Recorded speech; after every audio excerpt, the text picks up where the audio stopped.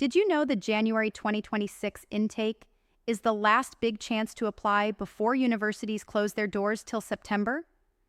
If you're still dreaming of studying abroad, this video is your fast-track guide. January intake is ideal for students who missed the September deadlines. Universities in the UK, Canada, Australia, and Ireland have exciting courses still open, especially in business, engineering, IT, and health sciences. And the best part? Many scholarships are still open for Indian and South African students. Imagine saving up to Rs 10-15 lakhs on tuition. But here's the catch. Applications must be submitted within the next 6 to 8 weeks. You'll need to prepare your SOP, LORs, IELTS or TOEFL scores, and funding documents quickly.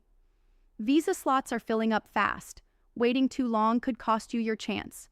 That's why we've put together a free step-by-step guide for January intake students, including top universities, open scholarships, and an application checklist.